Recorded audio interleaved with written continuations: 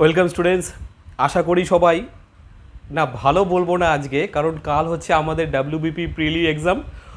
তোমরা অনেকেই এখন ভালোর জায়গায় টেনশনে আছো, আর এখানেই কিন্তু সব ভাই বোনদের বলছি তোমরা একটা ভুল করছো। এই যারা এতদিন লাগাতার প্রিপারেশন নিয়ে এসছো, আজকে রাতে টেনশন করবে, ভালো ঘুম হবে না, ফলে সকালবেলা উঠে যখন পরীক্ষা হলে যাবে, চেনা কোয়েশ্চেন জানা কোয়েশ্চেন কিন্তু দেখে ব্রেনে একটা কনফিউশন তৈরি হবে। কারণ ব্রেনটা তো গোটা রাত প্রপার ও রেস্ট পায়নি, ও তো প্রচুর ওর ওপরে টর্চার করেছে সবাই টেনশন দিয়ে দিয়ে। কেন দিচ্ছ? রিল্যাক্স থাকো, সারা বছর পড়াশুনো করেছো, আমরা অনেক ভালো প্রিপারেশন নিয়েছি, ভয় পাবো কেন? যদি হারতে চাও, ফেল করতে চাও, তার জন্য দুটো অস্ত্র লাগে, একটা ভয় আর একটা টেনশন। এই দুটো তোমাকে হারিয়ে দেবে। আর এই দুটোকে যদি একদম সিক্স মেরে বাউন্ডারি বাইরে ফেলে দাও, তাহলেই তুমি জিতবে। তাই বলছি, ভয় আউট, টেনশন আউট, রিল্যাক্স থাকো, একদম রিল্যাক্স থাকো। বাড়ির লোকের সাথে গল্প করো, ফ্রেন্ডসদের সাথে একটু 10 মিনিট ফোনে গল্প করো, নিজের ভেতরে এনার্জি আনো। কেন ঝিমোচ্ছ আর টেনশনে বসে আছো? আজকে অনেক ভাই বোনই আমাকে বলেছে, কেউ ফোন করেছে, কেউ মেসেজ করছে, দাদা টেনশন লাগছে। কেন রে বাবা? আমাদের জীবনের কি এটাই শেষ? পরশুদিন কি পৃথিবী ভূমিকম্প হয়ে ধূলিসাৎ হয়ে যাবে? তা নয়, জীবন চলবেই। তোমার একটা পরীক্ষা ভালো খারাপ ডাজ নট ম্যাটার, পৃথিবী চলবেই, তুমিও জীবনে অনেক পরীক্ষা দিতে পারবা, কিন্তু কালকে তোমার বেস্টটা দিতে হবে। কখন বেস্ট দিতে পারবে? যখন তোমার মুখে স্মাইল থাকবে। আর মুখটা এরকম গোমরা করে যদি পরীক্ষা হলে যাও, তাহলে বুঝতে পারছো কী সিচুয়েশন হবে। তুমি আরও বেশি টেনসড হয়ে যাবে, তোমার ব্রেন জানা অঙ্কগুলো ভুল করে আসবে, জানা রিজনিংগুলো ভুল করবে, আর জিকে তো পরীক্ষা হলে জানালা দিয়ে তোমার থেকে দূরে পালিয়ে যাবে। সো বি কুল, সব ভাই বোনদের বলছি, রিল্যাক্স থাকো, একদম রিল্যাক্স, চোখ বন্ধ করে রিল্যাক্স থাকো, পড়াগুলোকে একটু একটু করে রিভাইজ করো, মুখে হাসি আমি সব ভাই বোনের কাছে এক্সপেক্ট করব। সব ভাই বোনের কাছে আমার ডিমান্ড, হাসি মুখে থাকবেই, টেনশন আউট। চলো, আজকে আমাদের জিকে ক্লাস, তোমরা বলেছো যে একটু ক্লাস লাগবে, চলো স্টার্ট করি। দেখো জিকের কি টপিকটা চলে এসছে তোমাদের, মেশানো, জেনারেল অ্যাওয়ারনেস, সব মিলিয়ে ঝুলিয়ে বলবো। তা আগেই আমরা একটু পেট পুড়ে খাওয়া দাওয়া করি। খাওয়া দাওয়া মানে আমাদের ভিটামিনের কথা মনে আসে, বা খাদ্যের উপাদান। মেন 3টে উপাদান খাদ্যে থাকে, একটা শর্করা বা কার্বোহাইড্রেট, একটা প্রোটিন আর একটা ফ্যাট। এইবার শর্করা, 1 গ্রাম শর্করা থেকে আমরা কতটা শক্তি পাই? শর্করা জাতীয় খাবার কি কি আছে তোমরা জানো, ভাত, রুটি, আলু, এগুলো হচ্ছে শর্করা। এই শর্করা থেকে আমরা কিন্তু আমাদের সারাদিনের প্রচুর এনার্জি শরীরে কালেক্ট করি, মানে পাই। 1 গ্রাম যদি শর্করা অণুকে দহন করো, তুমি 4.0 কিলো ক্যালোরি শক্তি পাবে। 4.0 কিলো ক্যালোরি শক্তি পাবো 1 গ্রাম শর্করা বা কার্বোহাইড্রেট থেকে। প্রোটিনে আর একটু বেশি, মাছ, মাংস, ডিম, এগুলোতে প্রোটিন থাকে। ডিমের ওই সাদা পার্টটা প্রোটিন, হলুদটা কিন্তু ফ্যাট। তা চলো এবার প্রোটিনে দেখি কতটা থাকে। 1 গ্রাম প্রোটিন যদি তুমি শরীরে নাও, তাহলে তোমার শরীরে এনার্জি আসবে 4.1 কিলো ক্যালোরি। কার্বোহাইড্রেটে ছিল 4.0, প্রোটিনে একটু বেশি 4.1, আর ফ্যাটে তো অনেক বেশি 9.3। 9.3 অনেকটা বেশি এনার্জি দেয় আমাদের অল্প পরিমাণ ফ্যাট খেলে। 1 গ্রাম ফ্যাট অনেক এনার্জি দিল। আর মুখের সাথে সাথে ফ্যাট জাতীয় যে কোনো খাবারই টেস্টি হয়, যেমন নারকোল বলো, বাদাম বলো, ঘি বলো, এই সমস্ত যেগুলো চর্বি আছে, ফ্যাট আছে, সেগুলো টেস্ট লাগে আমাদের বেশি, এবং বেশি টেস্টে আমাদের কিন্তু ভুঁড়ি হয়ে যায়, গালগুলো তোমরাও দেখছো বাবাইদার হয়ে গেছে, ফ্যাটটা এক্সেস একদম। চলো 3 রকম খাবার জানলাম, এবার চলে আসি ভিটামিন, যেটা খাবারের মধ্যে থাকে আর আমাদের শরীরকে স্ট্রং করে, যেন রোগ প্রতিরোধ আসলে তার সাথে ফাইট করতে পারি। এই ভিটামিনটা আমাদের সাধারণ খাবারের মধ্যে সামান্য পরিমাণে থাকে, কিন্তু অনেক হেল্প করে। ভিটামিনের দুটো টাইপ আছে। কিছু কিছু ভিটামিন আছে যেগুলো তেলের মধ্যে গুলে যায়, তেলে দ্রবণীয় ভিটামিন। কে কে? A D E K. A D E K হচ্ছে তেলে দ্রবণীয় ভিটামিন, আর জলের মধ্যে বি আর সি। তাহলে করকম ভিটামিন পেলাম? 6 রকম। A B C D E K, A B C D E, আর শেষে একটা কে। 6 রকম, তার মধ্যে 4 রকম তেলে মিশে যায়, এ ডি ই কে তেলে মেশে, বি আর সি হচ্ছে জলে মেশে। ঠিক আছে, আমরা আগে পড়তাম পি বলে একটা ভিটামিন, সাইট্রিন, ওটাকে এখন বাদ দেওয়া হয়েছে, ছেড়ে দাও। এইবার আসি যে ভিটামিনগুলো আমরা বললাম, সেই ভিটামিনের একটুখানি ফাংশনগুলো আমরা দেখে নেব। ভিটামিন এ এটা কি কাজ করে, ভিটামিন এর কাজ কি, বা এ আমাদের শরীরে কিভাবে কাজে দেয়, কি কি কাজ করে, কোন কোন খাবারে পাই। আগে বলি ভিটামিন এর রাসায়নিক নামটা হচ্ছে রেটিনল বা অ্যাজোপথেরল বা রেটিনল ভিটামিন এর রাসায়নিক নাম। আর কি এর অভাবে কি হয়, এর অভাবে আমাদের মূলত দেখতে সমস্যা হয়। রাতকানা মানে রাত্রেবেলা যে দেখতে পাবে একদম হাতড়ে যাবে তা নয়। রাতকানা মানে রাত্রেবেলায় পার্টিকুলার কিছু কালার দেখতে পায় না, একেই বলা হয় রাতকানা, ভিটামিন এর অভাবে হয়। আর কি হয়, এই রাতকানার আরেকটা নাম হচ্ছে অন্ধত্ব, বা এটাকে আমরা বলি জেরপ্থ্যালমিয়া। আরেকটা কি হয় রোগ, ফিনোডার্মা, বা ত্বক আমাদের স্কিনটা একবারে খসখসে হয়ে যায় ব্যাঙের চামড়ার মতো। ফিনোডার্মা বা টোড মানে ব্যাং, টোড স্কিন, ঠিক আছে। এটা হয় হচ্ছে ভিটামিন এর অভাবে। আর কি হয়, আর হবে আমাদের ভিটামিন এর অভাবে চোখের যে কর্নিয়া থাকে সেটা ড্যামেজ হয়ে যায়। এটাকে বলা হয় কি এটাকে বলা হয় ক্যারেটোম্যালেসিয়া, কর্নিয়াটা ড্যামেজ। আর কি কেরাটোম্যালেসিয়া। আর একটা কি আছে, রেনাল স্টোন, বা আমাদের পেটের মধ্যে বৃক্কের মধ্যে পাথর হয়ে যায়, এটাকে বলা হয় রেনাল স্টোন, ভিটামিন এর অভাবে হয়। চারটে পড়লাম, অন্ধত্ব বা জেরপ্থ্যালমিয়া বা রাতকানা রোগ যেটা ভিটামিন এর অভাবে হয়, রেনাল স্টোন হয়, ফিনোডার্মা বা টোড স্কিন হয়, ত্বক ব্যাঙের চামড়া হয়ে যায় খসখসে। আর একটা কী হয় বললাম, ক্যারেটোম্যালেসিয়া বা করনিয়াটা ড্যামেজ হয়ে যায়।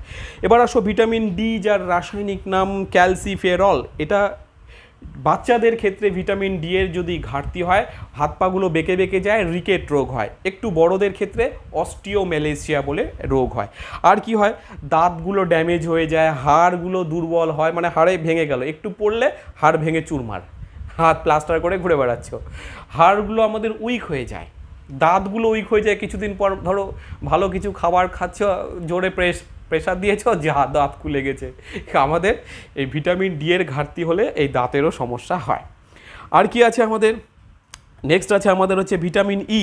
ভিটামিন ই এর রাসায়নিক নাম হচ্ছে আমাদের টোকোফেরল। এর অভাবে কি হয়, এটা ভিটামিন ই মূলত আমাদের যারা মা আছে মেয়েদের বিশেষ করে শরীরে ভীষণ দরকার, নতুবা মায়েদের বন্ধ্যাত্ব আসতে পারে, তাদের প্রজনন ক্ষমতা হ্রাস পেতে পারে। তারপরে চলে আসি ভিটামিন কে, যার রাসায়নিক নাম ফাইলোকুইনন বা ন্যাপথোকুইনন। এর অভাবে কি হয়, আমাদের রক্ত জমাট বাঁধে না, রক্ততঞ্চন যেটাকে বলা হয়, রক্তে প্রথ্রবমবিন বলে একটা থাকে, সেটার মাত্রাটা কমে যায় এবং তার ফলে আমাদের রক্ত তঞ্চিত হতে বাধা পায়। মানে তোমার কোথাও কেটে গেল, গল গল করে রক্ত বেরোচ্ছে, থামছে আর না, আমাদের কিছুক্ষণ পর তো বন্ধ হয়, কিন্তু বন্ধ হবে কম, মানে অনেকটা রক্ত বেরিয়ে যাবে, রক্তক্ষরণ হতে থাকবে। ঠিক আছে, এবার আসি আমরা ভিটামিন বি কমপ্লেক্স। বি এর মধ্যে অনেকগুলো ভাগ আছে, যেমন বেরি হয় B1 এর অভাবে, মাথায় রাখো B1 তার অভাবে হয় বেরি। ঠিক আছে, আর একটা কি হয়, অ্যানিমিয়া বা রক্তাল্পতা, এটা হয় সাধারণত ফলিক অ্যাসিড এবং ভিটামিন B12 এর অভাবে। ফলিক অ্যাসিড বা B12 এর অভাবে হবে আমাদের অ্যানিমিয়া বা রক্তাল্পতা, শরীরে রক্তটা কমে যায়। আর একটা হয় ভিটামিন বি এর অভাবে, সেটা হচ্ছে আমাদের মুখে ঘা, যেটাকে স্টোমাটাইটিস বলা হয়, যেটা মুখের ভেতরে ঘা হয়। আবার গলায় ঘা হয় যেটা, তাকে বলা হয় গ্লসাইটিস, গলাতে গ আছে গ্লসাইটিস, আর স্টোমাটাইটিস হচ্ছে মুখের ভেতরে ঘা, দুরকম ঘা হচ্ছে। এটা গেল আমাদের ভিটামিন বি এর সমস্যা, অভাবজনিত সমস্যা। এবার আসি সি দিয়ে আমাদের, মানে ভিটামিন সি এর অভাব হলে আমাদের মাড়ি দিয়ে রক্ত বেরোবে, মাড়ি ফুলে যাবে, স্কারভি হবে, এই সমস্ত রোগগুলো আমাদের দেখা দিবে এই ভিটামিন সি এর অভাবে। লেবু খাও, লঙ্কা খাও, টমেটো খাও, এখানে প্রচুর ভিটামিন সি পাওয়া যায়। ভিটামিন সি এর রাসায়নিক নাম অ্যাসকর্বিক অ্যাসিড। অ্যাসিড থাকে কোথায়, টক জাতীয় খাবারে, তাই টক জাতীয় খাবার খাও, তার মধ্যে ভিটামিন সি সাপ্লাই করে দেবে। আমরা জানি লকডাউনে প্রচুর পরিমাণে ভিটামিন সি এর জন্য লেবু খেয়েছি আমরা বাড়িতে। আচ্ছা, তারপরে চলে আসি লোহটা আমাদের শরীরে, লোহা খুব দরকার, তাই বলে একটা লোহা নিয়ে কামড়ে খাবো তা না, আমরা খাবারের মাধ্যমে লোহাটা শরীরে দিয়ে দিই।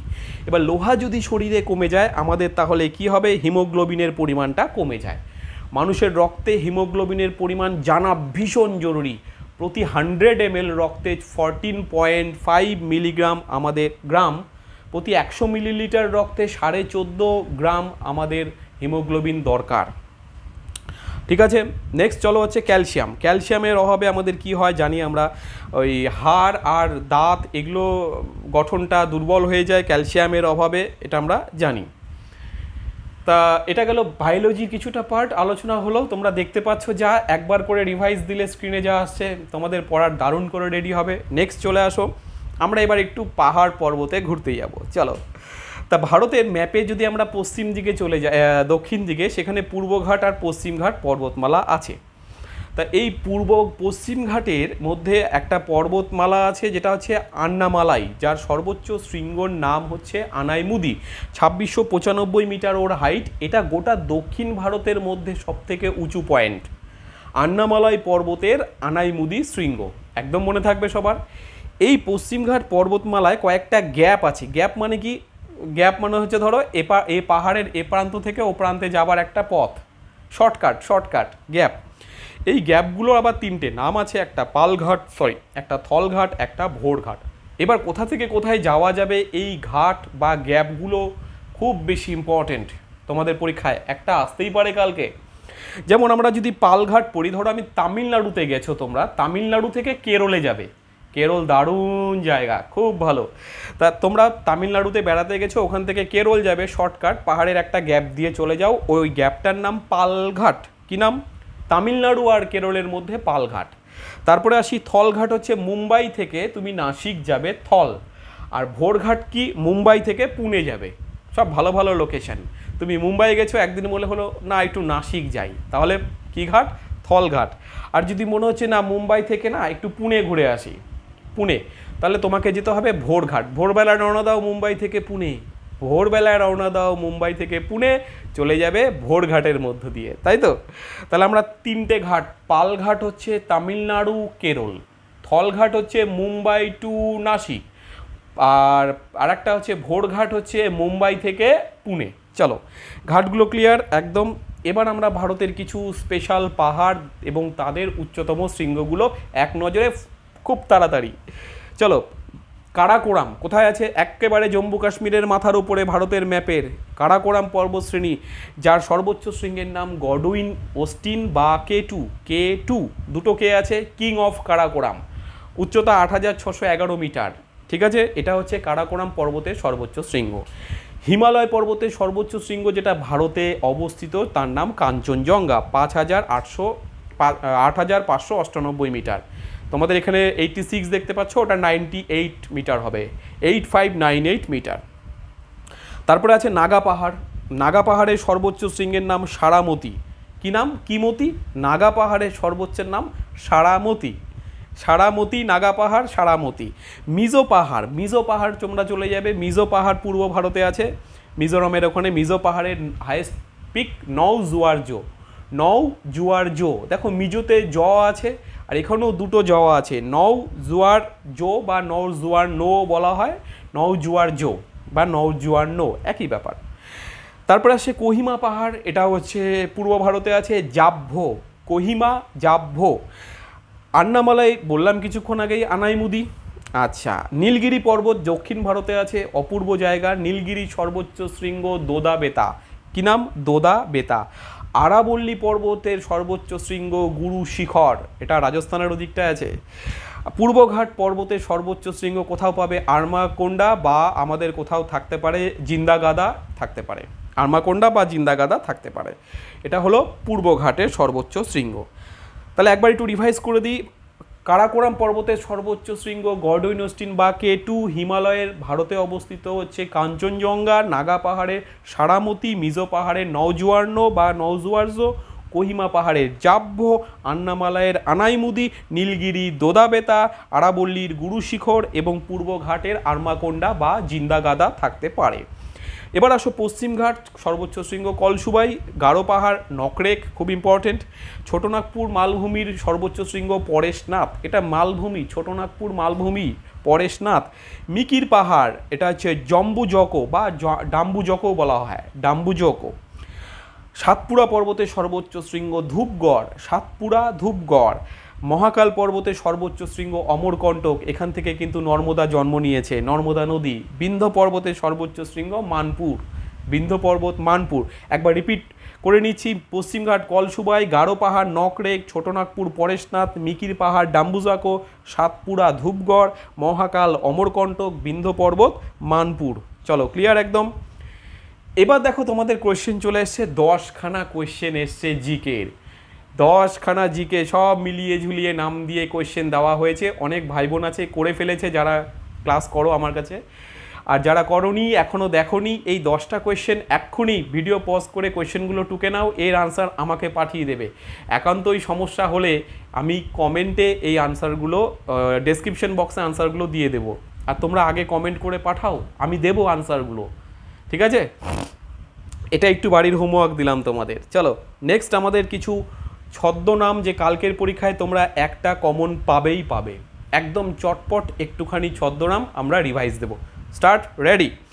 পঞ্চানন, পঞ্চানন হচ্ছে ছদ্মনাম কোন লেখকের ছিল? ইন্দ্রনাথ বন্দ্যোপাধ্যায়, ইন্দ্রনাথ বন্দ্যোপাধ্যায়। কনিষ্ক, এটা ছিল রাম বসু। আমি মোস্ট ইম্পর্টেন্টগুলো একটু আলোচনা করে দিচ্ছি। নবকুমার কবিরত্ন, সত্যেন্দ্রনাথ দত্ত, নবকুমার কবিরত্ন, সত্যেন্দ্রনাথ দত্ত। দিলদার, সুজিত নাগ। তারপরে অমিয় দেবী, অমৃতলাল বন্দ্যোপাধ্যায়। তারপরে আছে সচ্চিদানন্দ বা বিবিদিশানন্দ, স্বামী বিবেকানন্দ। ত্রিলোচন কলমচি, আনন্দ বাগচি বা আনন্দমোহন বাগচি। তারপরে আছে হচ্ছে ইন্দ্রমিত্র, অরবিন্দ গুহ। বিজ্ঞান ভিক্ষু, ললিত মুখোপাধ্যায়, বিজ্ঞান ললিত মুখোপাধ্যায়। ব্যাঙাচি, ব্যাঙাচি কাজী নজরুল ইসলাম।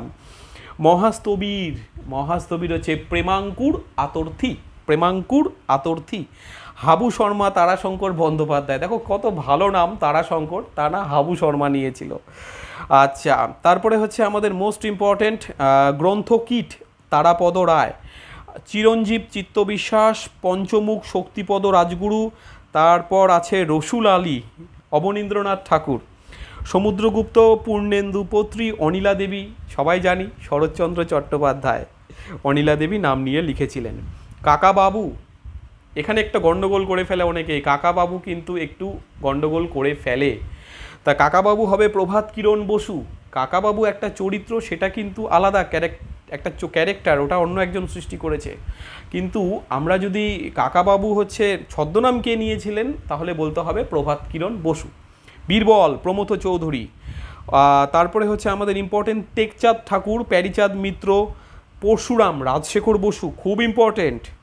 তারপরে আছে দর্পনারায়ণ পতিতুণ্ড, দারুণ ইম্পর্টেন্ট। বঙ্কিমচন্দ্র চট্টোপাধ্যায়, নীললোহিত, সুনীল গঙ্গোপাধ্যায়। এই সুনীল গঙ্গোপাধ্যায় কিন্তু কাকাবাবু ক্যারেক্টারটা সৃষ্টি করেছিলেন। তাহলে কাকাবাবু চরিত্রটি কার সৃষ্টি যদি বলে, তাহলে সুনীল গঙ্গোপাধ্যায়। কিন্তু কাকাবাবু কার ছদ্মনাম বললে বলতে হবে প্রভাত কিরণ বসু। মাথায় থাকবে? একদম থাকবে, কাল এক্সাম পারবে। তারপরে চলে আসো হুতুম প্যাঁচা, কালীপ্রসন্ন সিংহ, জানো অনেকেই, মোস্ট ইম্পর্টেন্ট। অপরাজিতা দেবী, রাধারানী দেবী। কালকুট, সমরেশ বসু। বানভট্ট, নিহার রঞ্জন গুপ্ত। যাযাবর, বিনয় মুখোপাধ্যায়। মৌমাছি, বিমল ঘোষ। কালপুরুষ, সুবোধ ঘোষ। স্বপন বুড়ো, অখিল নিয়োগী, স্বপন বুড়ো, অখিল নিয়োগী। যাযাবর, বিনয় মুখোপাধ্যায়। আচ্ছা, বিরূপাক্ষ, বীরেন্দ্রকৃষ্ণ ভদ্র। হ্যাঁ, মনে আছে বীরেন্দ্রকৃষ্ণ ভদ্র? বিরূপাক্ষ, বীরেন্দ্রকৃষ্ণ ভদ্রের সেই মহালয়া রেডিওতে, অল ইন্ডিয়া রেডিওতে প্রথম সম্প্রচার হয়েছিল মহালয়া, সেই ভোরবেলায়। বীরেন্দ্রকৃষ্ণ ভদ্র এখনও ফেভারিট। চলো তারপরে নেক্সট আছে হচ্ছে আমাদের নিরপেক্ষ, অমিতাভ চৌধুরী। আর ইম্পর্টেন্ট উদয়ভানু প্রাণতোষ ঘটক। তারপরে আছে একটা আমাদের ধনঞ্জয় বৈরাগী, তরুণ রায়। রূপদর্শী, গৌরকিশোর ঘোষ, খুব ইম্পর্টেন্ট। মানিক বন্দ্যোপাধ্যায়, মানিক বন্দ্যোপাধ্যায় তো আমরা জানি, কিন্তু তার আসল নাম প্রবোধ কুমার বন্দ্যোপাধ্যায়। আচ্ছা, তারপরে শ্রীপান্থ, নিখিল সরকার। এই যতগুলো বলা হচ্ছে, তোমরা কালকে আজকে রাত্রিবেলায় একবার টেনশনকে আউট করে এগুলো একবার রিভাইজ করো, কালকে একটা শিওর শর্ট কমন পাবে। বেদুইন, দেবেশচন্দ্র রায়, বেদুইন হচ্ছে দেবেশচন্দ্র রায়। কাফি খা, কফি না কিন্তু, কাফি খা, প্রফুল্ল লাহিড়ী, প্রফুল্ল লাহিড়ী। তাহলে এই যে নামগুলো বলা হলো, আশা করি তোমাদের এই নামগুলো কাল পরীক্ষা হলে কিন্তু মাথায় থাকবে। তা এই জিকে ক্লাসে তোমাদের একটু বায়োলজি হলো, একটুখানি জিওগ্রাফি রিলেটেড কোয়েশ্চেন্স হলো, তার সাথে কিন্তু ছদ্মনামটা হলো। ছদ্মনামগুলো অবশ্যই রিপিট করে বাড়িতে বারবার রিপিট করো, 2বার 3বার, কালকে এক্সাম হল পর্যন্ত থাকবে। এই তো তোমাদের কাজ আজকে রাতে এটাই, বেশিক্ষণ জাগবে না, রাতে খেয়ে দিয়ে তাড়াতাড়ি ঘুম, রিল্যাক্সভাবে একদম, ততক্ষণ পর্যন্ত একটুখানি পড়াশোনা চালিয়ে যাও, কোনো টেনশন নেই, একদম কালকে পরীক্ষা দারুণ হবে, ভালো থেকো।